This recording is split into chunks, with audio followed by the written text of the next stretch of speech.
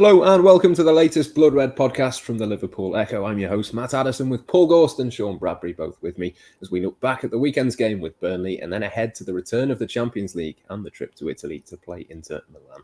We are, of course, live, so if you've got any questions, do throw them into the comments section. We'll try and get to the best of those as we go along. But, Gorsty, we'll start with Burnley, chronological as ever. It wasn't a great game. It's not going to live very long in the memory, I wouldn't have thought, for Liverpool fans. But Liverpool did win. And of course, that is the only thing that matters. Yeah, it's kind of stereotypical, cliche, unmistakably Burnley, wasn't it? Absolutely lashing down with rain.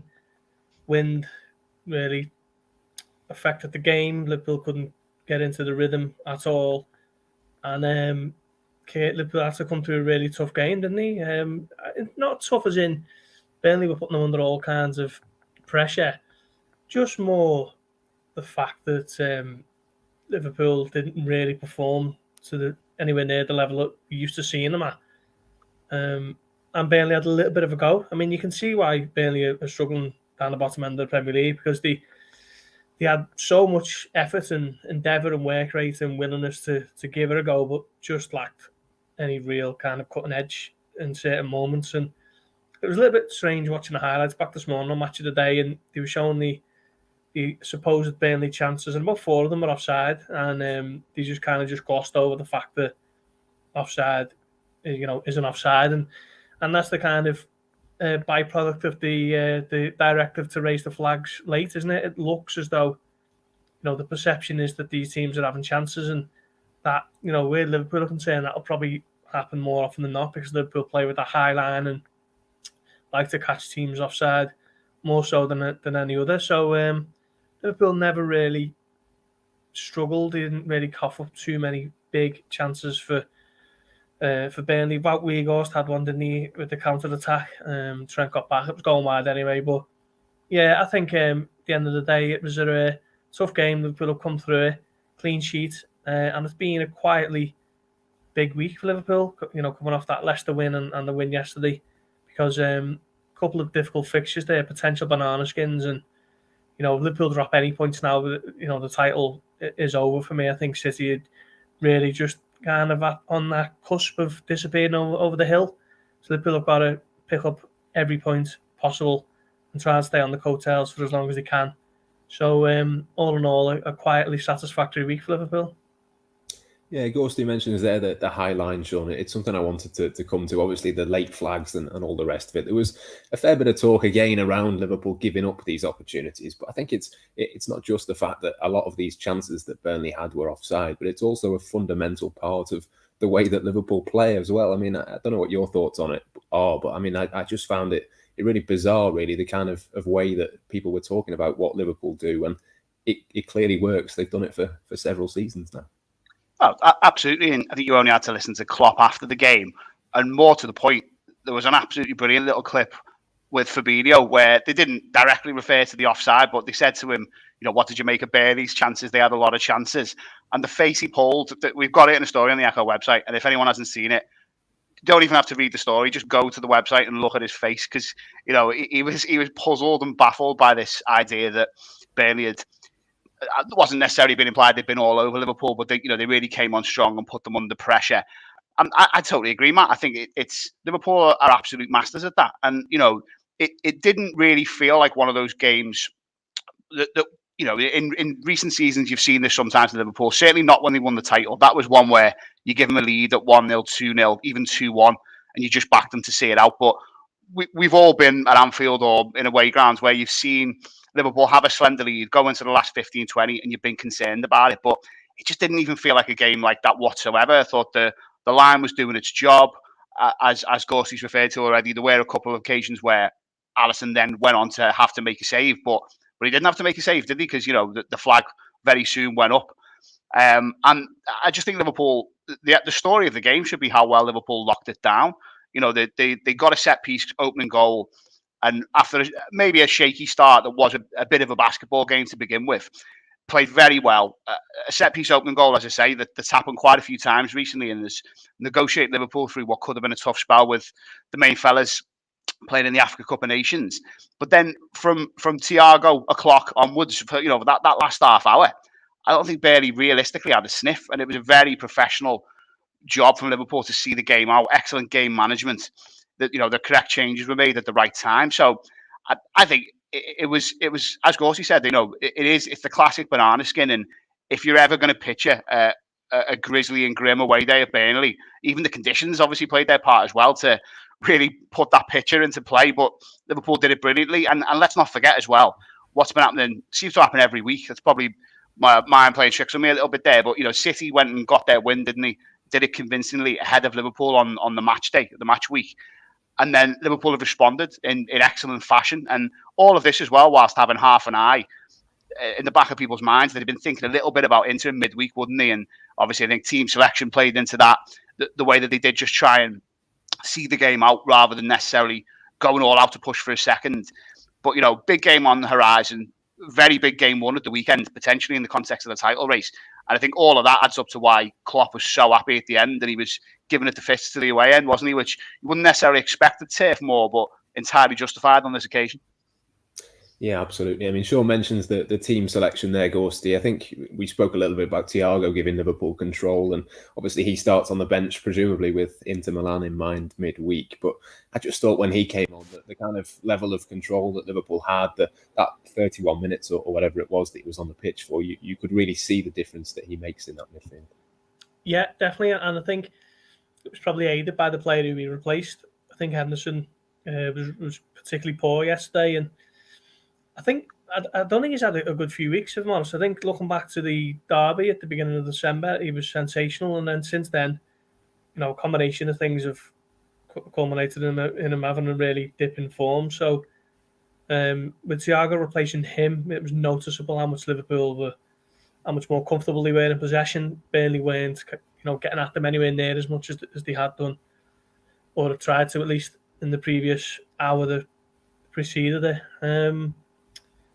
And that's what he brings, isn't it, Thiago? He can keep the ball all day. So, such a varied range of passing. If he wants to play it short and keep it simple, he can do. If he wants to unlock a defence and play it one over the top or play it wide, he can do that as well. So I think the key for him now is just stay fit. In the kind of same vein that John Matip has proven this season, stay fit and you'll be a big part of this Liverpool team. And I think everywhere you look now, everyone's fit and that's great news. But Thiago in particular, if he does,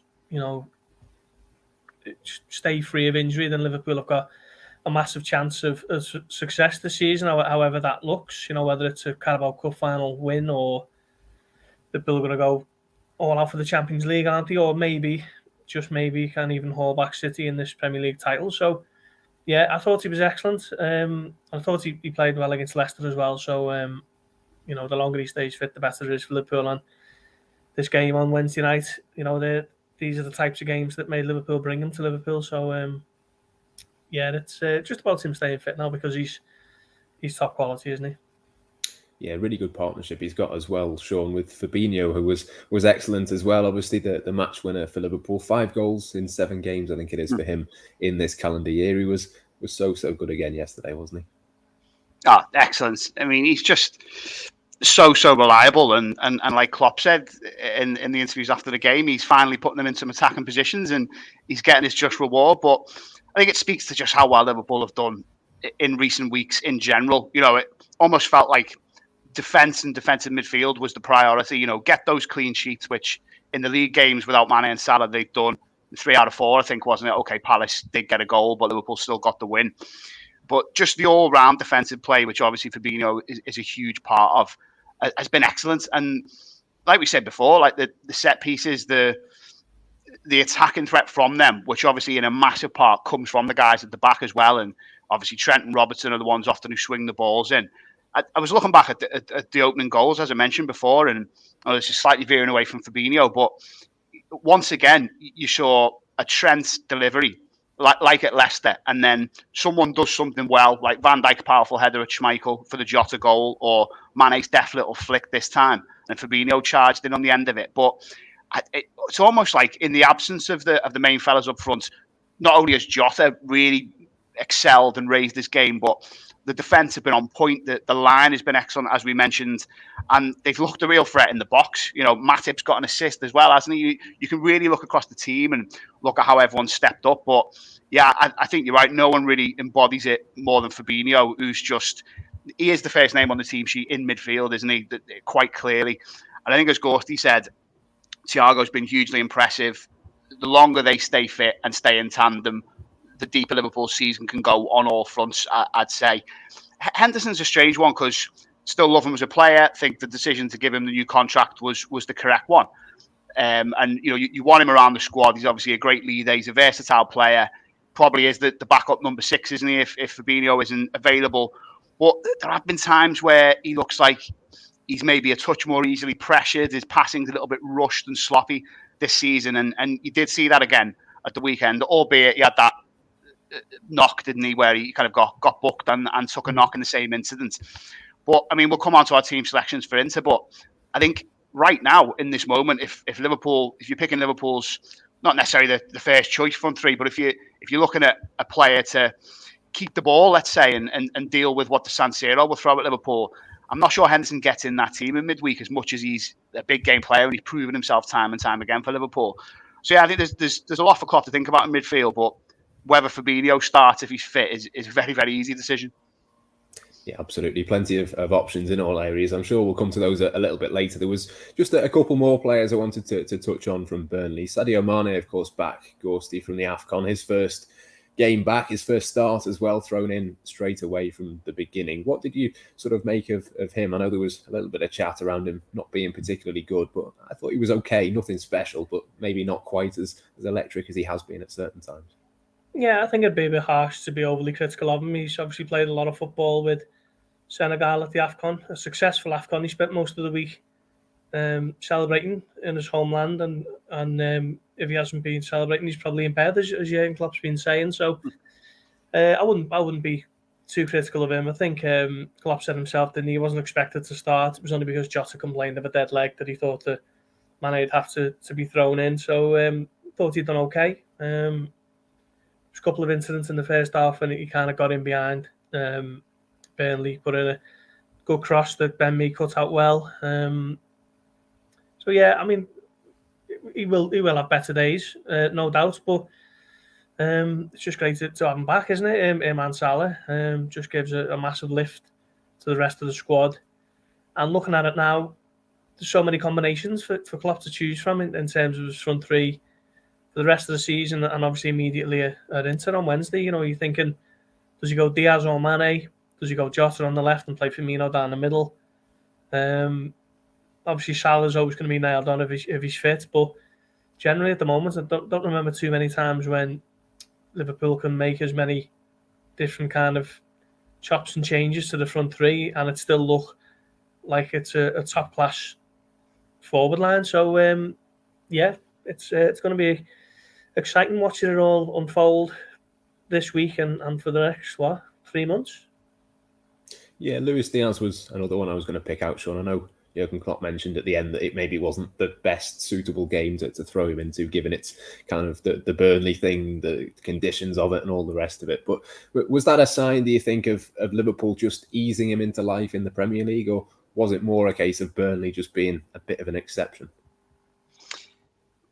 Bit of both. I think it would have been one of those games. I'd lump Diaz in with Elliott here, where perhaps next season, if Burnley are still in the Premier League, it's a game where if the right conditions are there and it's not on a horrible blustery day like that, you can play some of your flair players and chance them. But yeah, I just think at the stage Diaz was and at the point of his recovery that Elliott is at, I couldn't totally understand why they didn't feature. It was a game for a bit of caution and just to show a bit of sense, wasn't it? And I think the thing that we shouldn't forget is Liverpool did well to get that opening goal from the set piece, backed themselves to grind the game out and almost kind of just win it attritionally. But, these options were on the bench, weren't they? If the game had gone differently and Weghorst, who was very impressive, as we said before, had popped up and put one away and Liverpool had to push and chase the game late on, they just had all these incredible options on the bench, didn't they? And that's the absolute beauty of it. But yeah, I think it was just good game management and sensible decision making all around, really. And yeah, that explains the Diaz situation. By the way, Matt, we were talking before about obviously Liverpool being so good at catching teams offside. Just looking at the stats here, Liverpool have won 90 offsides this season, and the second closest to them is Brentford with 49. So just shows you how much of it, part of the strategy that it is, for Liverpool. So when it's kind of being framed that Burnley have had a proper good go at it, it doesn't really stack up, does it? And I think they were caught offside 7 times yesterday. So Liverpool were always in full control of that game for me. Yeah, very much a deliberate tactic, isn't it? I'm sure it's a tactic Liverpool will continue to use, starting, of course, in the Champions League next. So we'll preview that one against Inter Milan. Gorst, we were having a little chat before we came on air, actually, about them. And there are obviously a number of notable names that people will know from Inter. But what are you sort of expecting? Obviously, Liverpool have been to Milan already this season. The last Champions League game they won in Milan in the San Siro. But probably a bit of a different challenge this time around. Possibly, yeah. I mean, the Serie A champions, aren't they? But the squad's been significantly affected since the summer when they lost Lukaku, they lost Hakimi, and obviously Antonio Conte, who led them to the title. So, bit of a different challenge from the one that they would have faced if they drew them last season. But looking across the squad, there's more kind of household names or recognisable names that I was expecting, to be honest. Obviously, Alexis Sanchez is still there. Edin Dzeko is still one of their key players. Robin Gosens, who played for Atalanta, Liverpool have come up against him before. Lautaro Martinez is another one that some fans will know. So they've got plenty of quality. And you mentioned that Barella's suspended. I think that's a big boost for Liverpool because seeing a bit of him in the Euros for Italy, and he looks a quality player as well. So I don't think it's... I think Liverpool should be favourites across the two legs, but I don't think it's necessarily an easy draw by any stretch. I think Liverpool would have rather have taken the remember the one that didn't stand. If you remember when Liverpool drew Salzburg, and then there was that bizarre nature of having to do the redraw, wasn't there? But Liverpool will go into it confident because I think over the two legs Liverpool won't fear anyone in the Champions League. But it's still a difficult one. But going back to the San Siro, it'll be a much stronger team than the one that played Milan in early December anyway, let's put it that way. And yeah, it should be a cracking tie. Yeah, Nicolo Barella suspended for both legs, I believe. Bastoni as well, a key defender, apparently is injured for the game, Sean. It does sort of feel like there is a couple of bits that Liverpool can sort of take heart from going into this one. Is it a tie where you think they could really sort of put out a statement in the first leg and make the second leg a bit easier? Or do you think it's going to be a little bit more sort of cagey, if you like?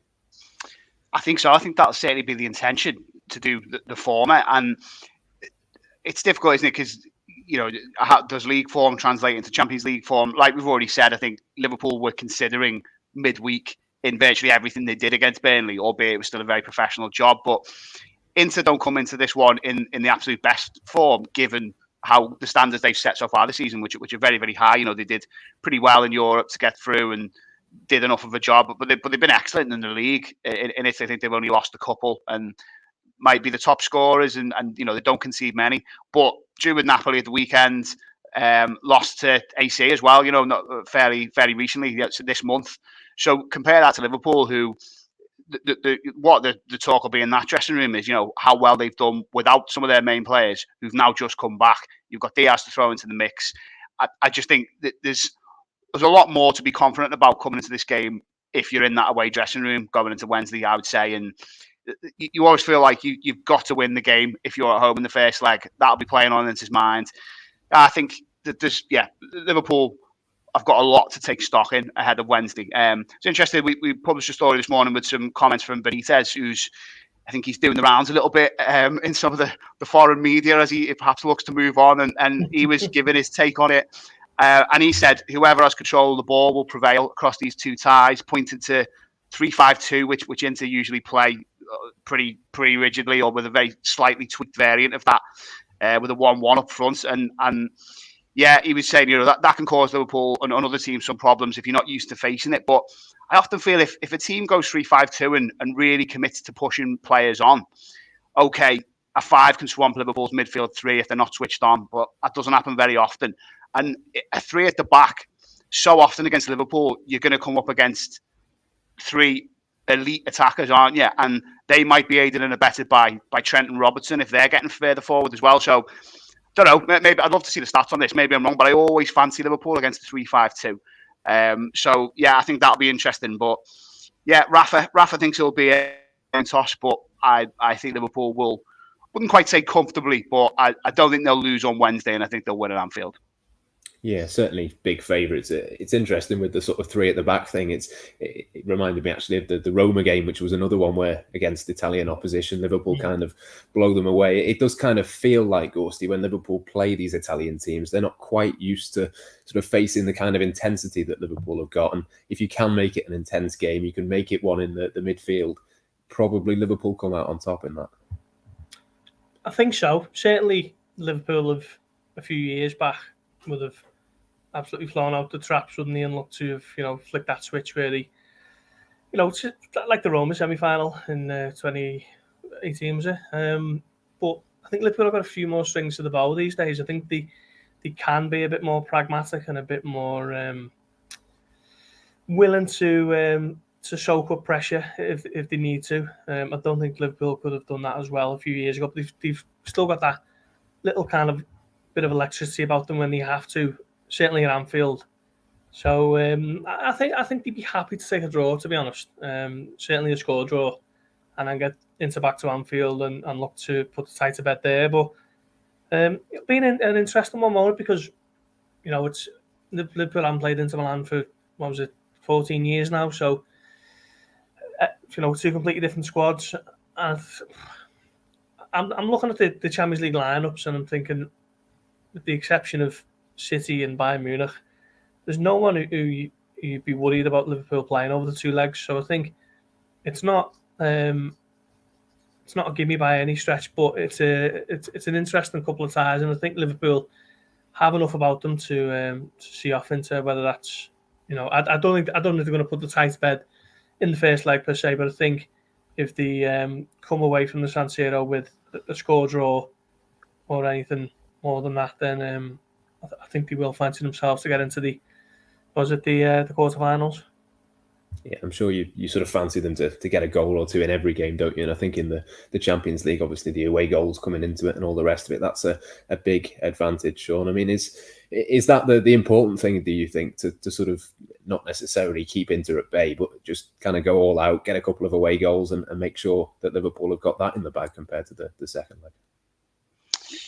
Possibly. And I think, some of the conditions are there to go and have a go, given that after this game, Liverpool have got a couple of home ties, haven't they, against slightly weaker opposition, you'd say, in the form of Norwich and Leeds before the Carabao Cup final. So I think you can really attack this game, and then best one in the world, if you can't bring, let's say, Kanate and a couple of others in at the weekend and maybe even midweek next week against those teams and get 3 points, then, Liverpool don't deserve to be chasing City down. So, yeah, I think they can certainly see it like that. But in a strange way, I think the way that they were in the last hour against Burnley, where they really sought to control the ball and shut the game down, I think a bit of that mentality will be needed as well. Because, as I said before, if you're at home first in the Champions League in a 2-legged knockout tie, I mean, traditionally that's seen as the way round you don't want it to be, isn't it? But to be honest, ironically, I always quite fancy Liverpool when they're in that situation, because, as we said before,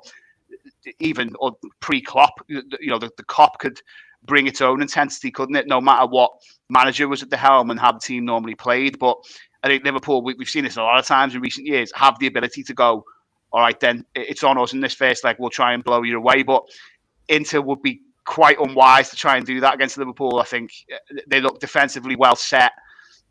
The attackers, whichever 3 take to the field on Wednesday night, are going to be absolutely lethal and dangerous. And, if you've got, let's say, Thiago, Fabinho +1, which we will come on to, pulling the strings behind them, I think, you can't be too gung-ho. So, to be honest, I actually think this will be a little bit more low scoring than perhaps some of the first legs and the away games we saw in the group stage of the Champions League this time, where Liverpool were quite freewheeling, weren't they? And there was a lot of goals in them, at least a couple in each game, wasn't it, away from home, if I remember rightly. So, Yeah, we'll come on to predictions, but I don't think there'll be too many goals in this one, but I think Liverpool will come away a lot happier.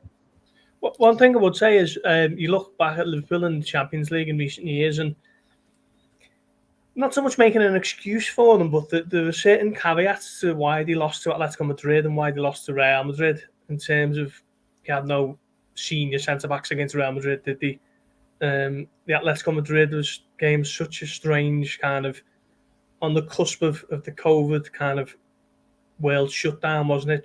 Just before it, Liverpool absolutely hammered the door down that night against Atletico and somehow still came away with a defeat. And that was a bit of a strange situation. But other than those two games, Liverpool have been, better than every team they've come up against in the Champions League for a good few years now. When you think they've gone all the way to back-to-back finals, won it in Madrid, and they've absolutely breezed through the so-called group of death this time around. So Liverpool are a serious team now in the at the top table of European football. So I think it's going to be more teams scared of them than they will be of other teams, and I think Inter probably fall into that category. Yeah, definitely. I should clarify as well before we move on, the away goals rule has been scrapped, so that was a mistake on my part. But still, if you score goals away from home, it's better than not doing so, isn't it? So it's still the same sort of broad sort of point, isn't it, for that? But just before we finish, then we'll move on to our team selections. Gorsty, I'll come over to you first. Obviously, we know Alisson, Becker will be in goal. Is it the same back four that it was against Burnley for you, or is there any changes in there? Well, I was surprised that Matip started at Burnley, actually. I had him kind of earmarked for this one, so don't see any reason to move him out of it. Liverpool's defence has been really good, actually, in recent weeks. I think they've only conceded 2 in the last 7 games. One was against Cardiff, the other one was against Palace. They both won those games. So, yeah, it's a familiar back five for me. Yeah, same for me. I was slightly surprised to see Matip in there. There is an argument, Sean, to bring Konate in, but would you be keeping it the same or mixing it up a little bit? No, I absolutely agree with you guys. I think, like I said before, and I agree with you as well, it was a slight surprise, especially against Burnley, that Konate didn't feature. But I wonder if they've seen this little run as 2 blocks of 2 games. Burnley and Inter are the biggies. You need to win that Premier League game away from home. You need to go and get a result in Italy and not be out the tie in that first leg. And then Norwich and Leeds, you can maybe rotate a little bit more ahead of the Chelsea final, in which case, obviously, the main players come back in. So, yeah, I think we'll definitely see Konate at the weekend. We might even see him again next Wednesday, but totally agree with it. It's that back five for me. Yeah, there's plenty of games coming up, isn't there, where you can make a couple of changes. Probably Inter is one that you go as strong as possible for. And I suppose that'll be the same in midfield, Gorsty, as well. I mean, there's lots and lots of options in that area. But for me, I know Sean mentioned Jordan Henderson didn't play particularly well at the weekend, but I struggle to see a Liverpool team lining up without him. For me, it's going to be Fabinho, Thiago and Henderson. That's the midfield I think Klopp will play.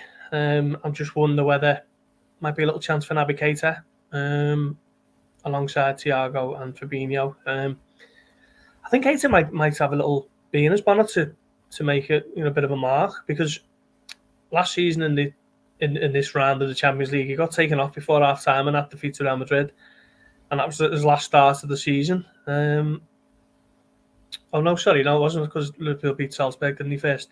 But yeah, I just think since that defeat to Real Madrid, when he was taken, it was such a strange one, because Klopp took him off like 2 minutes before half time, and normally when the change like that happens, you just assume it's an injury and he can't make it to half time. But Klopp said that it was tactical, which I thought was strange, as he didn't see it through to half time and then make the change. So I just think maybe Keita might just have something in his mind that he wants to go and put that right. Knockout phases of the Champions League are what all players want to be involved in, isn't it? And I think Thiago was rested for this game in mind, and Fabinho now is just an automatic starter, isn't he, if he's fit? So that'd be my midfield. But I agree with you, Matt. I think Klopp will go with the tried and trusted Henderson and Fabinho and Thiago, who, in fairness, haven't played much together, have they?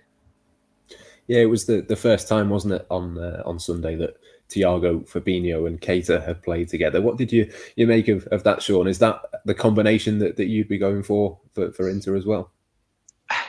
I thought they were very good controlling combination. But I wouldn't go with that on Wednesday. I think ultimately you guys are right. There's at least a 50% chance that Henderson lines up and it's Fabinho and Thiago alongside him.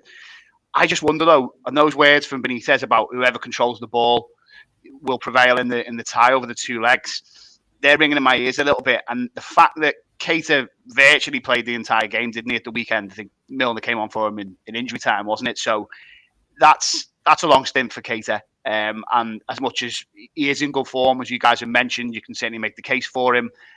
But that Elliott was an unused substitute, and we've seen him thrown in big games this season, like Chelsea, obviously, and we just know the high esteem that he's held in at Liverpool. And the fact that Henderson's form, he's the captain. He's been on the European stage all the way to lifting that trophy, hasn't he? And no one could begrudge or kind of criticise the decision to start him, despite how it went at the weekend. But I think Elliott has a better chance of keeping hold of the ball as things are right now. It's a huge test, and it's a much bigger arena playing away in the Champions League at Inter than it is playing at home to Chelsea, despite how good Chelsea have shown themselves to be this season, certainly at the start of the season. But yeah, I think you can take one risk with this lineup, given how good the defence are at the moment, how settled they look, how good Fabinho and Thiago are playing. And I wouldn't take it with the fellas up front, which we'll come on to, but I would take it by starting Elliott. Yeah, 5 subs as well, isn't there, of course? So you could always make a change if you needed to. So that would certainly be something to look at. In terms of the front three, Gorsty, I'm going to go Salah, Jota and Diaz. Again, thought Diaz maybe would start possibly one of the weekend or this one, similar to what I thought last week. So probably makes sense to bring him in, and that would leave Sadio Mane and Roberto Firmino on the bench for me. Yeah, it was not bad options to have, is it? I think he'll go Jota down the middle, and I think Mane will start ahead of Diaz. But it just looks so positive now with those forward options, doesn't it? For so long, it was relying on Minamino and Origi to pull one out the bag, really. And it's fair to say, I mean, Minamino's goals to games record is superb this season, to be fair. But I think there's still big question marks over whether both have are able to cut it long term at Liverpool. But now it's 5 genuine options into 3, and you're not too worried which one starts. But I'll go with Jota down the middle and Mane on the left. Yeah, Salah right, Jota in the middle, Sean. That's pretty much nailed on, isn't it? But would you go for Sadio Mane? I mean, I suppose my argument for Luis Diaz would be, obviously it's a big game to come into, but it's not like he's not played in the Champions League before. He's impressed in that competition for Porto, so I'd be going for him. But do you think Klopp might play it a little bit safer almost and go for Mane?